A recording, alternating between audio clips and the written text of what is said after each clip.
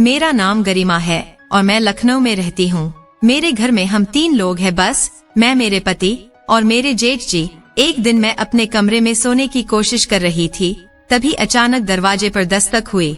मुझे तुरंत अंदाजा हो गया कि यह जेठ जी ही होंगे, क्योंकि घर में और कोई नहीं था। मैंने दरवाजा खोला तो जेठ जी ने झिझक हुए कहा, बहू, मैं बाथरूम में गिर गया था और मेरी कमर में बहुत दर्द हो रहा है। अगर तुम थोड़ी मालिश कर दोगी तो शायद आराम मिल जाएगा।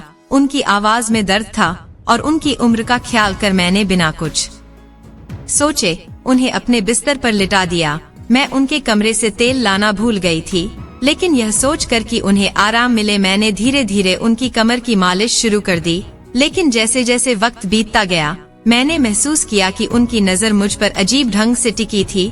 उनके घुटने का यह अजीब अनुभव मुझे असहज कर रहा था। मैं खुद को समझाने की कोशिश कर रही थी कि शायद दर्द के कारण ऐसा कर रहे हैं, लेकिन मेरी सोच गलत थी। जेठ जी ने बिस्तर पर लेटे हुए मुझे ऐसा किया कि इस कहानी में आगे कुछ ऐसा होता है जिसे सुनकर आपके भी होश उड़ जाएंगे, आपकी रूह कांप जाएगी और आप सोचने पर मजबूर हो जाओगे कि एक जेठ अपनी बहू के साथ आखिर ऐसा काम कैसे कर सकता है। कहानी शुरू करने से पहले आप सभी से मेरा निवेदन है कि अगर आप इस चैनल पर नए हैं तो प्लीज हमारे चैनल एके स्टोरी वाला को सब्सक्राइब जरूर कीजिएगा। तो चलिए दोस्तों, इस कहानी को शुरू करते हैं। दोस्तों कहते हैं जीवन एक संघर्ष है और हर संघर्ष के पीछे एक कहानी छिपी होती है। लेकिन कुछ कहानियां ऐसी होती हैं जो हमें झकझोर कर रख देती हैं, हमारी आत्मा को गहराई से छू जाती हैं। आज हम ऐसी ही एक नारी की कहानी सुनाने जा रहे हैं जिसने अपने साहस और आत्मबल से न सिर्फ समाज की जंजीरों को तोड़ा बल्कि अपनी किस्मत भी खुद से लिखी। यह कहानी है गरिमा की, एक विधवा जो न केवल सामाजिक बंधनों से जूझी बल्कि अपनी जिंदगी की कड़वी सच्चाइयों का सामना करते हुए भी हर परिस्थिति में खड़ी रही। दोस्तों, यह कहानी आपको रुलाएगी भी और हिम्मत भी देगी। साविता का जन्म एक छोटे से गांव में हुआ था जहां जीवन साधारण लेकिन खुशहाल था। उसके पिता एक किसान थे जो ईमानदारी से खेतों में पसीना बहाकर परिवार का पालन पोषण करते थे। माँ घर संभालती थी और गरिमा को नैतिकता, प्यार और जीवन की सच्चाइयाँ सिखाती थीं। गरिमा का बचपन भी आम बच्चों की तरह खुशियों से भरा था। वह गांव के बच्चों के साथ खेलती, अपने माता पिता की छोटी मोटी मदद करती और अपनी पढ़ाई में हमेशा अव्वल रहती थी। गांव के लोग उसकी मासूमियत और उसकी बुद्धिमानी की सराहना करते थे। हर कोई उसे गांव की लाडली कहता था।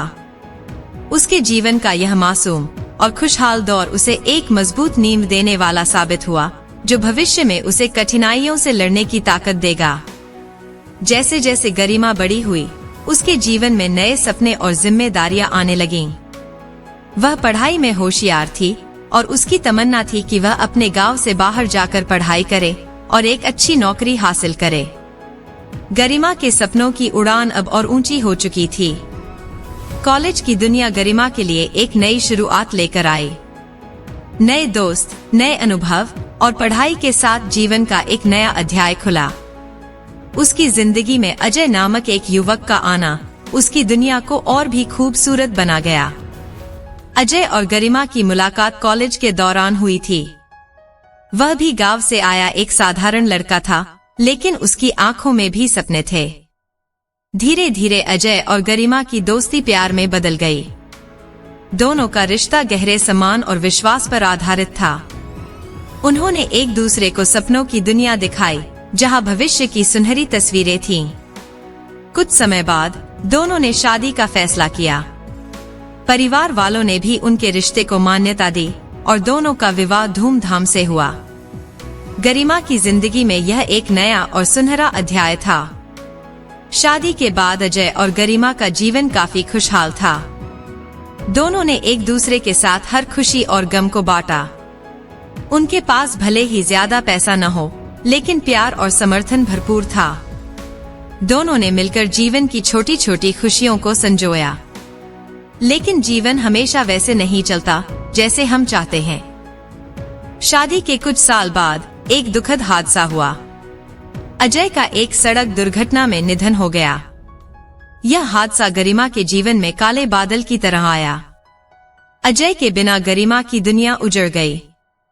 वह सदमे में थी और उसे समझ नहीं आ रहा था कि आगे क्या करना है। विधवा होने का दर्द सिर्फ गरिमा के दिल में ही नहीं था, बल्कि उसे समाज की तिरस्कार भरी नजरों का भी सामना करना पड़ा। गांव के लोग उसे अभागिन कहने लगे और यहाँ तक कि उसके ससुराल वालों ने भी उससे दूरी बना ली।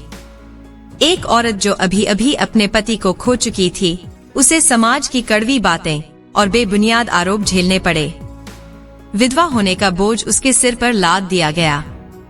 उसकी साड़ी के रंग से लेकर उसकी आंखों में मौजूद आंसुओं तक हर चीज पर समाज की कड़ी निगाहें थीं। वह अब अकेली थी, लेकिन उसके दिल में कुछ जल रहा था, एक आग जिसने उसे हार मानने से रोका। गरिमा ने फैसला किया कि वह अब इस समाज की सोच के सामने झुकने वाली नहीं है। वह खुद अपनी लड़ाई लड़ेगी और अपनी जिंदगी खुद से बनाएगी। यह समाज उसे कमजोर समझ रहा था, लेकिन गरिमा ने ठान लिया था कि वह उन्हें गलत साबित करेगी। गरिमा ने गांव छोड़ने का फैसला किया। वह जानती थी कि गांव में रहते हुए उसे कभी अपनी पहचान बनाने का मौका नहीं मिलेगा। वह शहर चली गई, जहां उसने एक स्कूल में टीचर की नौकरी की। यह काम उसके लिए सिर्फ आजीविका का साधन नहीं था, बल्कि उसे एक नई पहचान भी दे रहा था। शहर में उसके संघर्ष की शुरुआत हुई। उसे कई मुश्किलों का सामना करना पड़ा, लेकिन उसने कभी हार नहीं मानी। धीरे धीरे उसने खुद को संभाला और खुद के पैरों पर खड़ा होने की कोशिश की।